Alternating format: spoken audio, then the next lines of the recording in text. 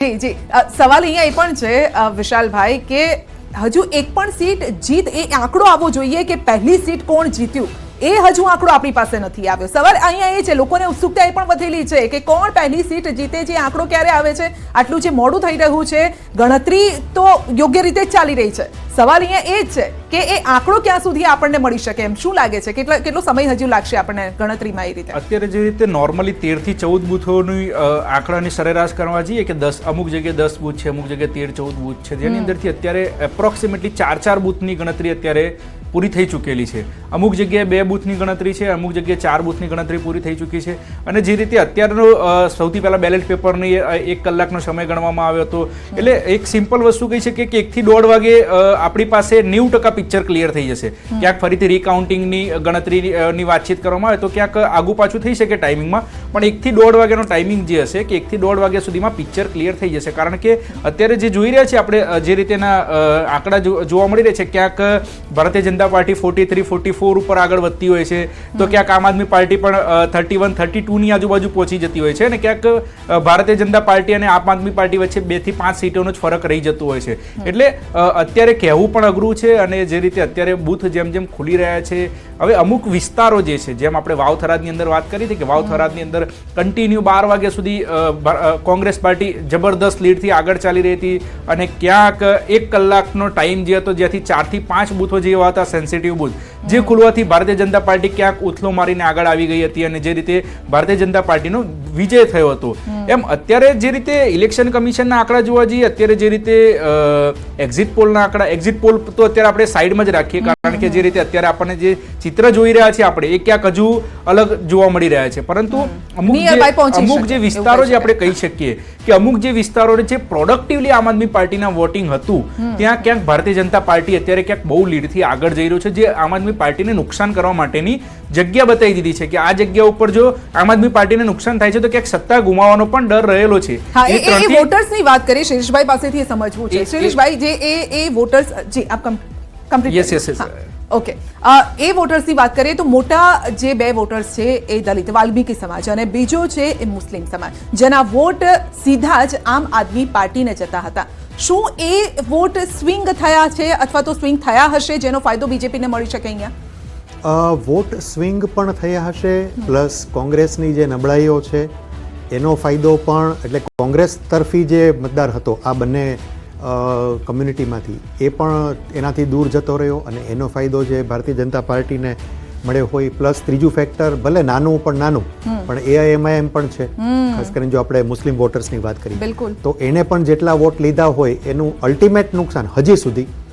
મોટાભાગે કોંગ્રેસને થતું આવ્યું છે, રાઈટ. પણ એક ઇન્ટરેસ્ટિંગ વસ્તુ એ છે, મુસ્તફાગંજની આપણે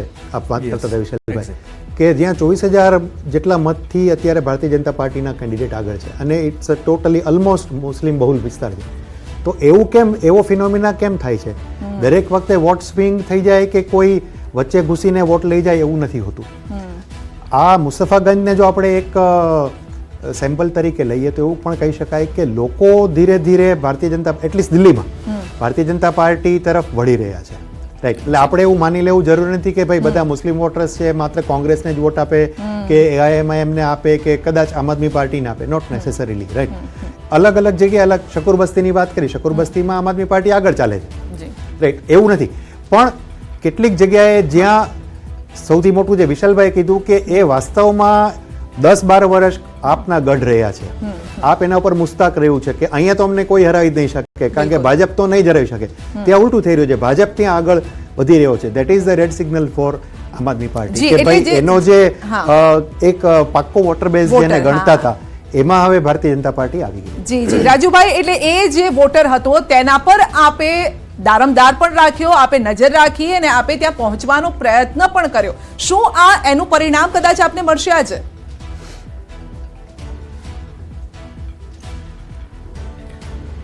ચોક્કસ. ભારતીય જનતા પાર્ટીના કાર્યકર્તાઓ અને ભારતીય જનતા પાર્ટીના ઉમેદવાર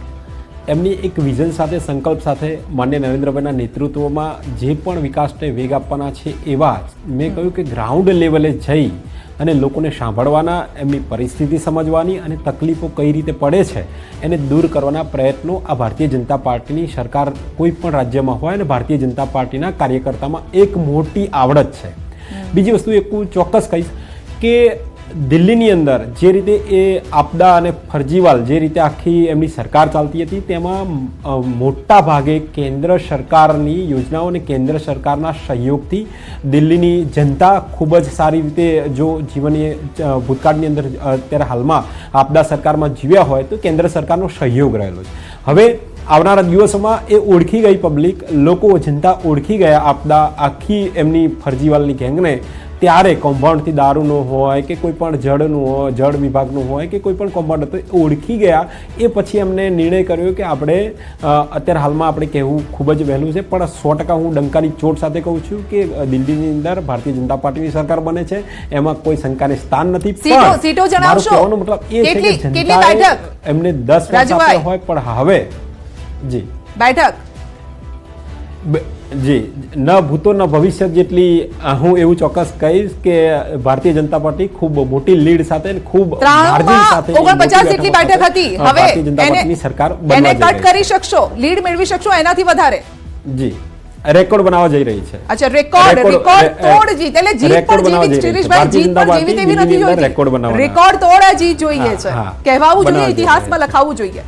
નથી જોઈતી. એ અમારા સંકલ્પમાં, એ અમારા સંકલ્પની અંદર, અમારા કાર્યની અંદર ઇતિહાસ બનાવવા ભારતીય જનતા પાર્ટી હંમેશા ઇતિહાસને વરેલી છે અને ઇતિહાસ રેકોર્ડ બ્રેક હોય છે. જી હા, શિરીષભાઈ, છેલ્લી 2 ચૂંટણીઓમાં આમ આદમી પાર્ટીએ પણ રેકોર્ડ બ્રેક જીત મેળવી હતી ને. 60-63 બેઠકો બાકી બધાના સુપડા સાફ કરી દીધા હતા. બિલકુલ રાઈટ. એટલે ઓબ્વિયસલી હવે જે એમની સામે ટક્કરમાં છે એ પણ અપેક્ષા કરતા હોય કે અમે પણ રેકોર્ડ બ્રેક જીત મેળવીએ. પણ માની લો આ રેકોર્ડ,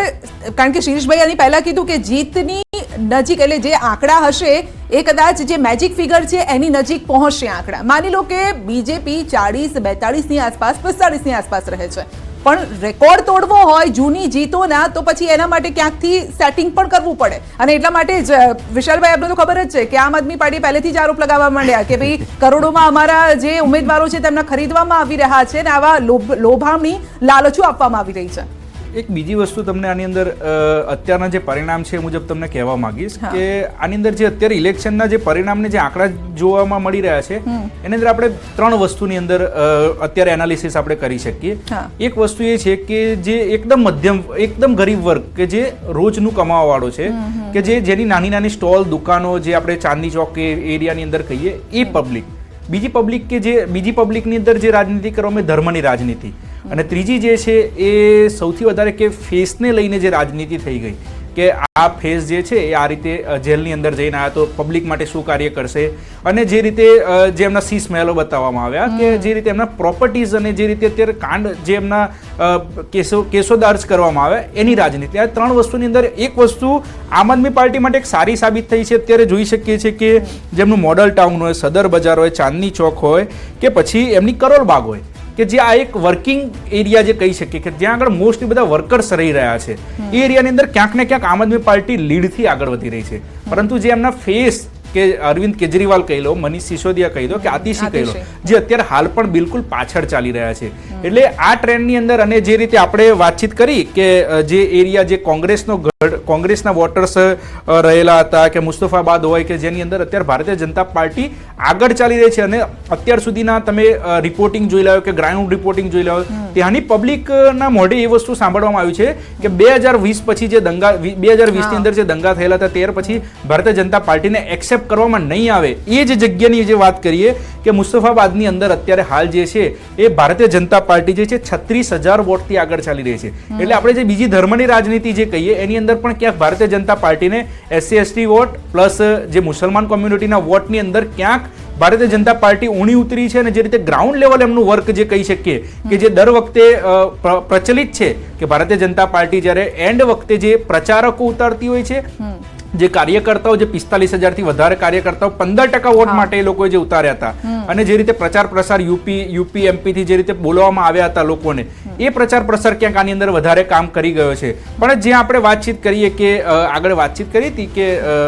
આની અંદર ભારતીય જનતા પાર્ટી પણ ક્યાંક ને ક્યાંક જે રીતે આમ આદમી પાર્ટીએ જે જાહેરાતો કરી હતી કે ફ્રીની વાતચીત હોય કે વાતચીત હતી કે ફ્રીની રેવડી વેચવી, પણ ક્યાંક ને ક્યાંક ભારતીય જનતા પાર્ટી પણ આનો એક લાભ આની અંદર એમને મળી રહ્યો છે, કારણ કે એમને પણ ક્યાંક ને ક્યાંક આવી જાહેરાતો કરી છે કે અમે આટલી વસ્તુ ફ્રી આપીશું, કારણ કે જરૂરિયાત છે, ત્યાંની પબ્લિકની નીડ છે, એટલા માટે જાહેરાત કરવામાં આવી. અને એ બધા ફેક્ટરને જ્યારે ભેગું કરવામાં આવે, જે અત્યારે સીટની અંદર આપણને કન્વર્ટ થતું જોવા મળી રહ્યું છે, અને જે નરેન્દ્રભાઈ મોદીનો જે ફેસ, આપણે બીજી વાત કરીએ છીએ કે ભારતીય જનતા પાર્ટી કે એના ઉમેદવારને જોઈને નહીં, પરંતુ નરેન્દ્ર મોદીના ફેસને જોઈને અત્યારે આંકડાઓની અંદર અને દર વર્ષે જે આપણે જે ઇલેક્શનોની અંદર જોઈ રહ્યા છે કે જે સીટો જેમ જેમ વધતી ગઈ છે, એ નરેન્દ્રભાઈ મોદીના ફેસના કારણે આ સીટની અંદર વધારો જોવા મળી રહ્યો છે. અને પ્રચારમાં પણ વિશાલભાઈ એ જ કીધું ને, ડબલ એન્જિનની સરકાર બનશે, જો અહીંયા આવશે તો ડબલ એન્જિન સરકાર. હું વિશાલભાઈની વાતમાં એક ઇન્ટરેસ્ટિંગ ફેક્ટર જોઉં. 2019માં ફરીથી સરકાર આવી, 2019માં પણ કેન્દ્રમાં તો ભાજપની સરકાર હતી, નરેન્દ્રભાઈનો જ ફેસ હતો, રાઈટ? તો ત્યારે કેમ ભારતીય જનતા પાર્ટી સરકાર ન બનાવી શકી? પણ આ છેલ્લા 5 વર્ષની અંદર જે તેજીથી ઘટનાક્રમો થયા છે અને જે ઝડપથી આમ આદમી પાર્ટીનું દિલ્હીમાં પ્રતિષ્ઠાનું ધોવાણ થયું ને, એને બહુ મોટો ફટકો માર્યો છે. ભ્રષ્ટાચારનો હોઈ શકે સૌથી મોટો, કારણ કે ભ્રષ્ટાચાર હટાવવાના મુદ્દા ઉપર તો એ લોકો સત્તામાં આવ્યા હતા, બાકી બધી વસ્તુઓ તો બરોબર છે. નિશાન જ એનું સાબિતી છે કે ભાઈ સફાયો કરવાનો છે, એ જે તો એની સાબિતી હતી. યસ, બાકી હેલ્થ માટે કામ કરવું, એજ્યુકેશન માટે કામ કરવું, એ તો મેન્ડેટ છે તમારું, પણ લોકોએ તમને એના માટે ત્યાં સ્તર પર બેસાડ્યા હતા કે તમે લોકપાલ લાવશો, તમે ભ્રષ્ટાચાર હટાવશો અને તમે એક ઓલ્ટરનેટિવ પોલિટિક્સ આપશો, જે ભાજપ પણ નથી આપતો અને કોંગ્રેસ પણ નથી આપતો. એનાથી તદ્દન વિપરીત થયું. ત્રણ મહત્વના નેતાઓ આમ આદમી પાર્ટીના ભ્રષ્ટાચારના ગંભીર આરોપોમાં, જેમને 2 મહિના સુધી જામીન ના આપ્યા, સુપ્રીમ કોર્ટે જામીન ના આપ્યા, જેલમાં હતા, હમણાં જામીન ઉપર એ બહાર આવ્યા છે. તો એની બહુ એક મોટી ઇમ્પેક્ટ છે. અને ભારતનો મતદાતા છે ને, એ આંધળો નથી કે મૂર્ખ પણ નથી, એ જોવે છે કે આપણે કયા દ્રષ્ટિકોણથી આ લોકોને સત્તામાં લાવ્યા હતા અને હવે આ લોકો શું કરી રહ્યા છે. ભલે એક બીજી મહત્વની વસ્તુ વિશાલભાઈ, કે નેરેટિવ, આખી ગેમ છે ને નેરેટિવની, રાઈટ? તમે જેમ કે ભાજપના પ્રવક્તા છે ને, 2 શબ્દો સતત વાપરે છે અને શબ્દો આખી ચૂંટણીમાં સતત વપરાયા, ફરજીવાલ અને હજી એક કંઈક શબ્દ શીશ મહેલ, રાઈટ? આ 2 સતત શબ્દો વપરાતા રહ્યા છે, જેને કારણે લોકોને મગજમાં આ વાત આવી કે હા યાર, વાત તો સાચી છે, આ વાત હજી કહેતા હતા નથી, કંઈક ઊંધું જ થઈ રહ્યું છે. મહાકુંભ આવી ગયો, જે એ પણ થઈ ગયું મહાકુંભની અંદર. અને બીજી વસ્તુ બજેટ ફેક્ટર, આ બજેટ ફેક્ટર પણ એની અંદર ક્યાંક કામ કરી ગયું કે જે રીતે 12 લાખનો જે સ્લેબ હતો, જે મધ્યમ વર્ગને ખુશ થઈ ગયો, એને જે રીતે ખુશ કરવામાં આવ્યો. એટલે બજેટ પ્લસ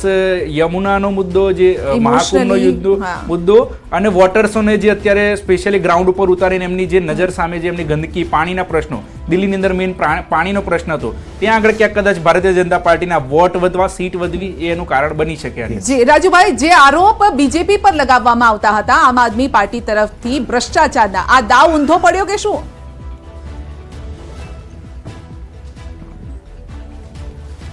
એ તો સ્વાભાવિક રીતે આપ મીડિયાના માધ્યમથી જુઓ છો કે જ્યારે એમણે રાજનીતિની અંદર જનસનમાં બેઠા અને આખું કાચિંડાની જેમ રંગ બદલવાના શરૂ કર્યા ફરજીવાલે, કે શરૂઆતથી જ એ કહેતા હતા કે હું રાજનીતિમાં નહીં આવું, તો રાજનીતિમાં આવ્યા. એણે એવું કહ્યું રાજનીતિમાં આવીને કે હું સરકારી બંગલો નહીં લઉં, તો સરકારી બંગલો લીધો. સરકારી ગાડીની જરૂર નથી, સરકારી ગાડી લીધી. મારે કોઈ પણ જાતના સિક્યુરિટીની જરૂર નથી, તો સિક્યુરિટી લીધી. એટલે જનતા જાણે છે. હમણાં જ આપણા વિશ્લેષકશ્રીએ કહ્યું કે આ ભારતની જનતા એ મૂર્ખ નથી કે બહેરો નથી કે મૂંગી નથી,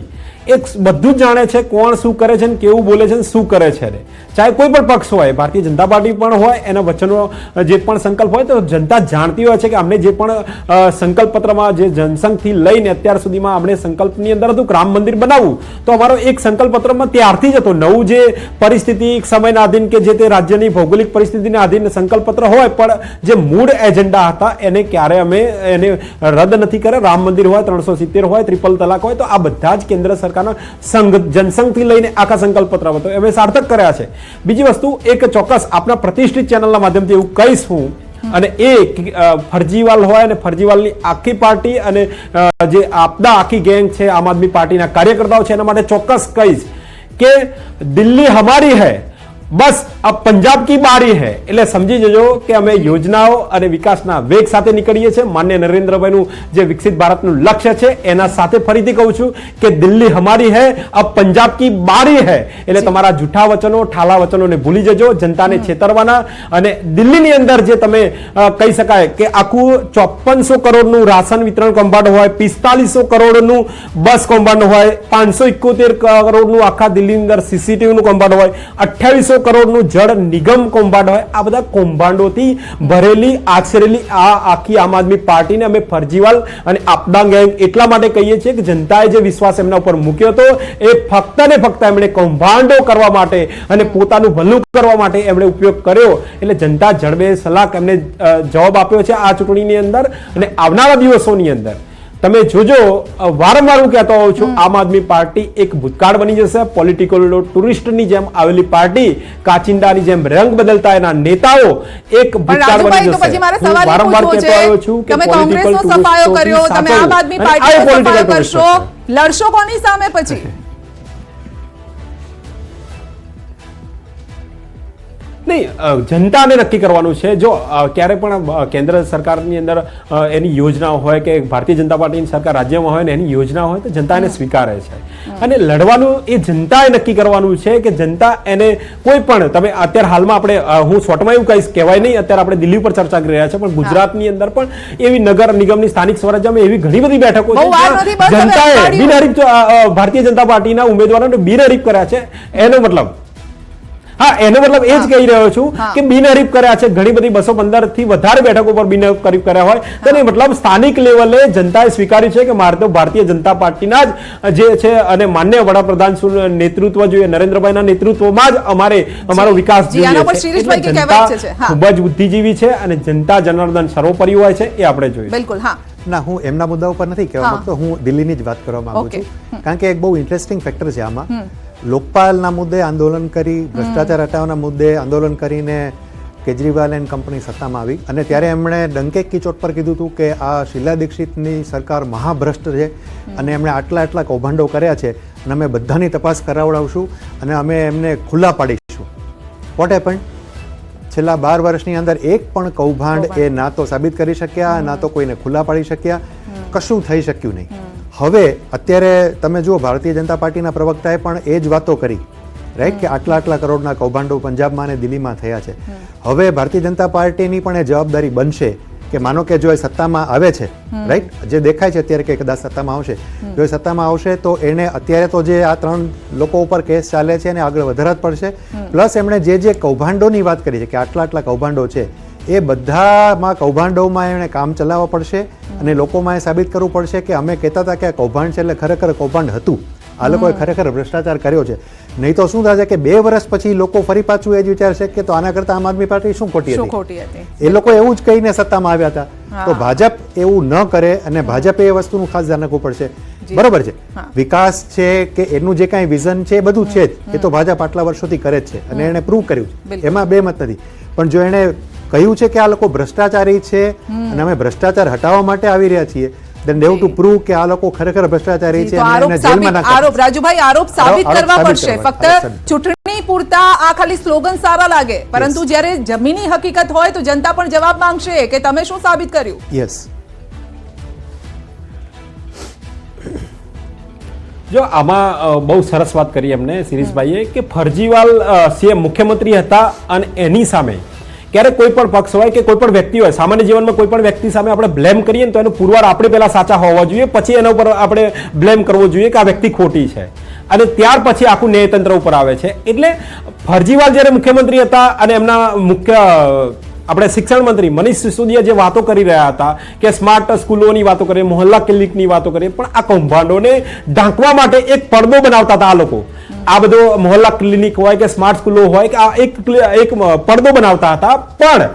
કેન્દ્ર સરકાર અને ચોક્કસ હું કહું માન્ય નરેન્દ્રભાઈ મોદી સાહેબના નેતૃત્વમાં કોઈ પણ વ્યક્તિ હોય, કોઈ પણ નેતા હોય, કોઈ પણ પક્ષનો હોય, એને બક્ષવામાં નહીં આવે, એમને છોડવામાં નહીં આવે. અને ભૂતકાળની અંદર તમે જોયું છે કે આ તો મુખ્યમંત્રી હતા તો પણ એમની સામે એક્શન લેવાતા હોય, નાયબ મુખ્યમંત્રી એમની સામે એક્શન લેવાતા હોય અને એમને જેલમાં જવું પડતું હોય તો એ જામીન ઉપર છૂટ્યા છે અને પ્રેસ કરીને એમ કરે છે હું ક્લીન ચીટ મળી ગઈ મને અને હું ચોખ્ખો હતો કે પણ ભાઈ તમને જામીન મળે છે, જામીન ઉપર તમે ફરી રહ્યા છો અત્યારે. એટલે એ બાબતને પણ ન ભૂલવી જોઈએ કે એ જેલમાં એમના જે પણ સમય ગાળીને આવ્યા છે, આવનારા દિવસોમાં એ પણ કેસ ચાલુ છે અને ભારતની અંદર ન્યાયતંત્ર સર્વોપરી છે. ન્યાયતંત્રને આપણે માન સન્માનથી ગણીએ છીએ અને ન્યાયતંત્રનો ચુકાદો આખરી ગણવામાં આવે છે. એટલે આવનારા દિવસોમાં જે સાચું છે એ સાચું અને ખોટું છે ખોટું થઈ જશે, દૂધનું દૂધ અને પાણીનું પાણી થઈ જશે. પણ આ જે કૌભાંડોથી ભરેલી પાર્ટી છે એને ખુલ્લી પાડવામાં આવશે અને ન્યાયતંત્રની સાથે રહી ન્યાયતંત્રના નિર્ણયોને સર્વોપરી ગણીને ચોક્કસ એમની સામે એક્શનો પણ લેવામાં આવશે. જી વિશાલભાઈ, આપણે સવારે પણ ચર્ચા કરતા હતા કે